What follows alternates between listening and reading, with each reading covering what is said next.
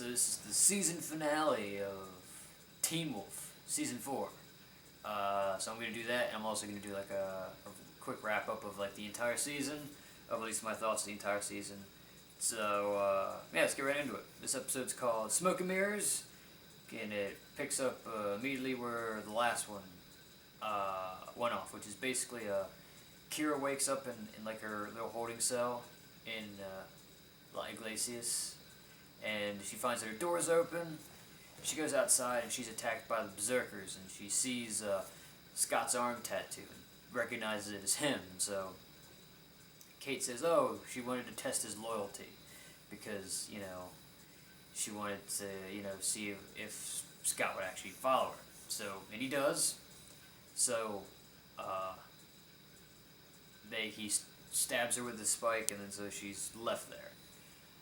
So everybody, Styles and everybody's trying to put together a rescue mission at Beacon Hills. So Styles' dad doesn't want him to go. He wants him to stay and go through the proper channels.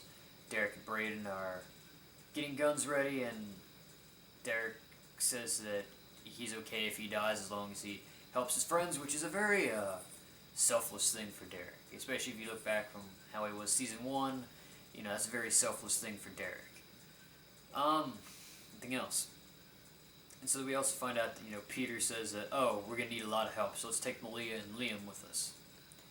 And so that's the plan. So,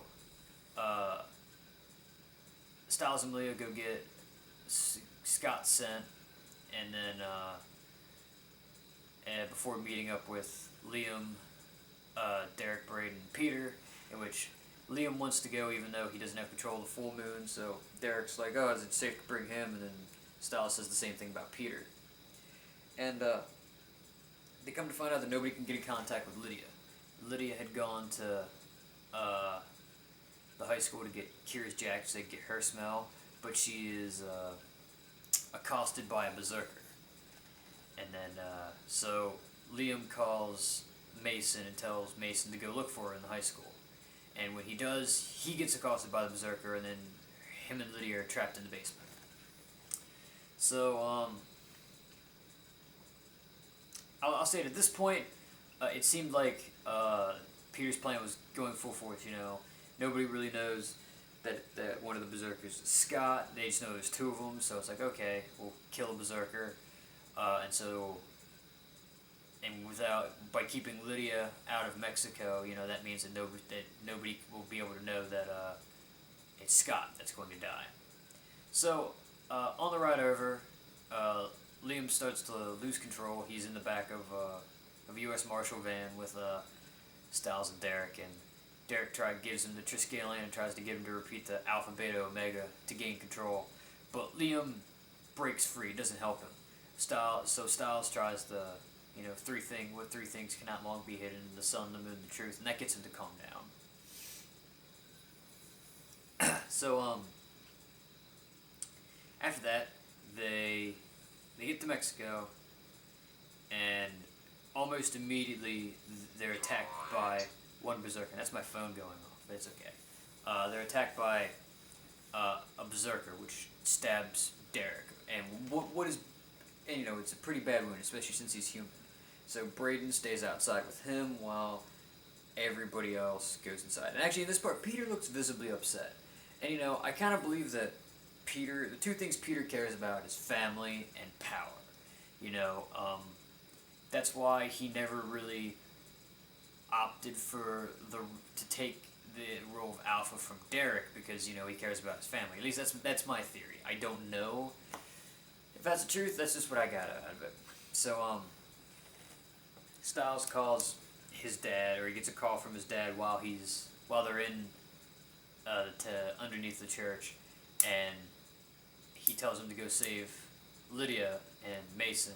So he does, and he does it in a cool way, I think, which is he gives the berserker a claymore, and then he hits a trigger, and then it blows the berserker up, which I thought was just awesome.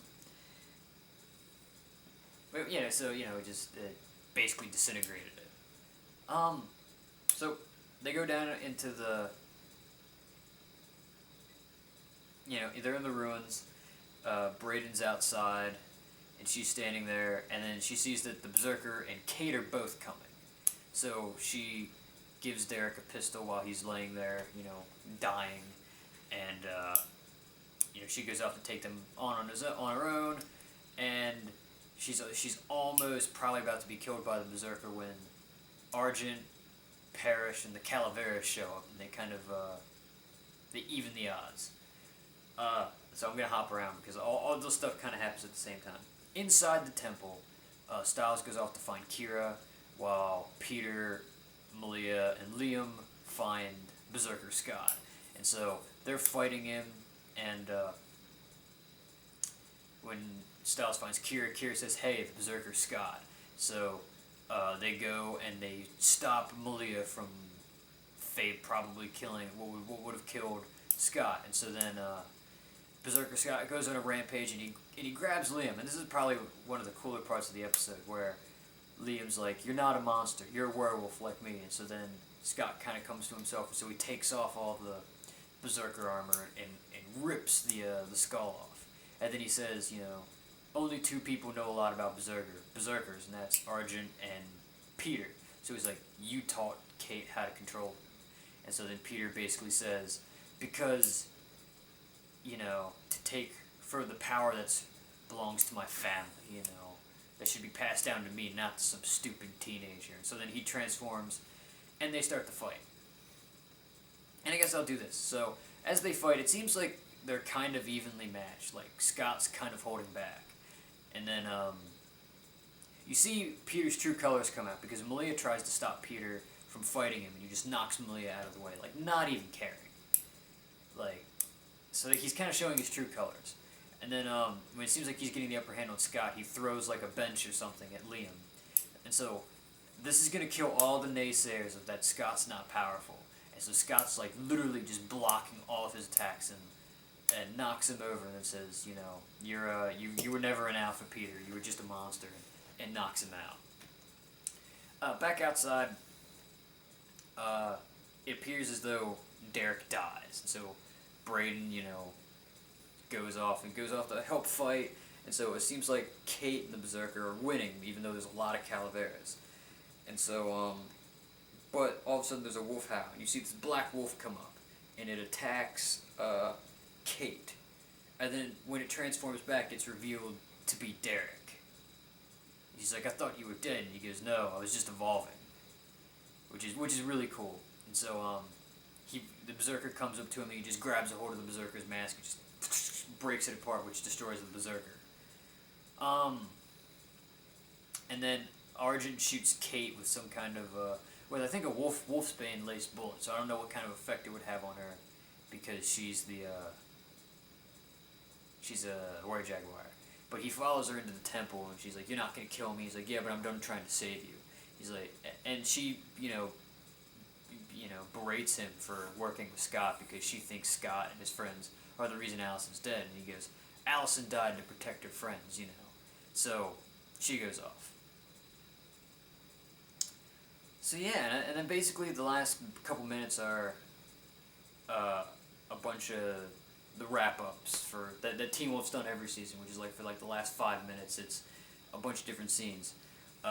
Styles and Leo go to the sheriff's station, where the sheriff hugs them both. He says, "Oh, let's go out to eat." And so as they start to walk out, because he's angry for Styles for leaving, and he's handcuffed Styles to a desk.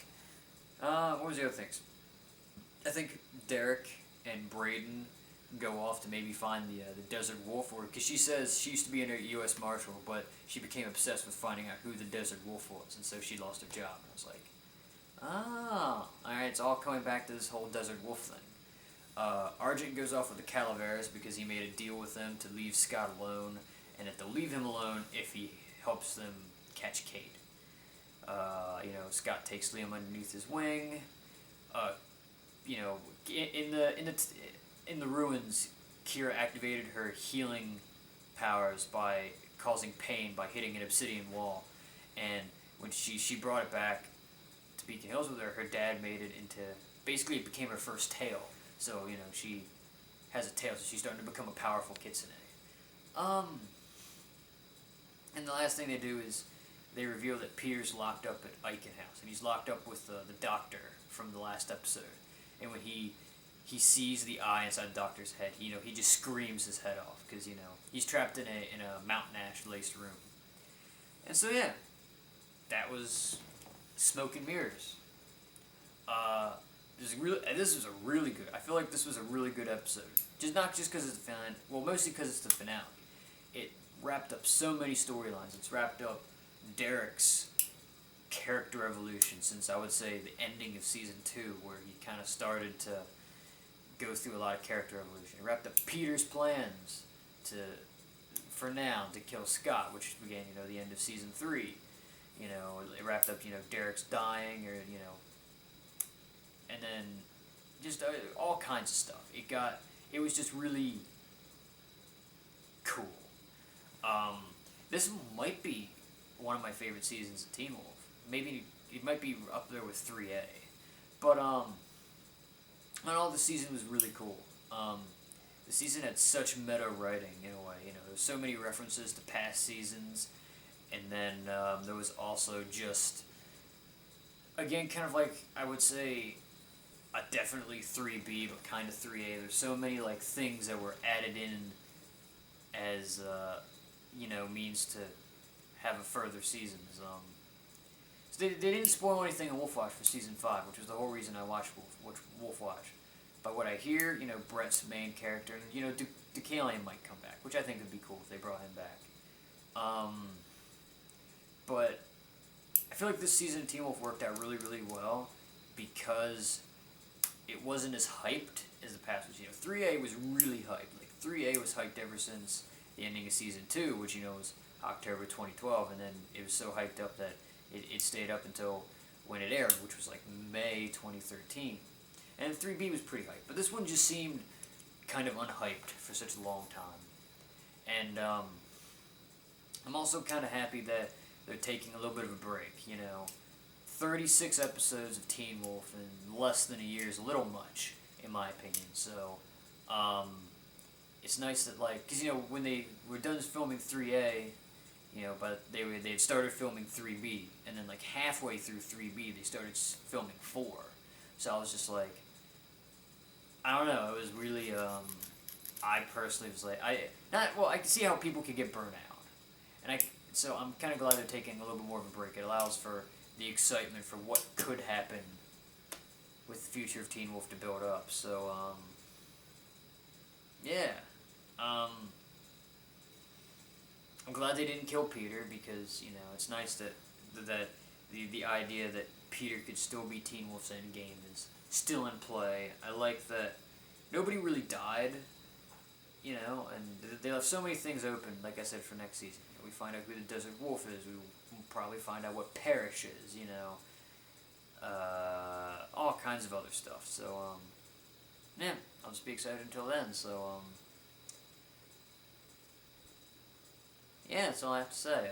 Yep. So see ya. Well, see you either when The Walking Dead starts if you like that, or see you next season.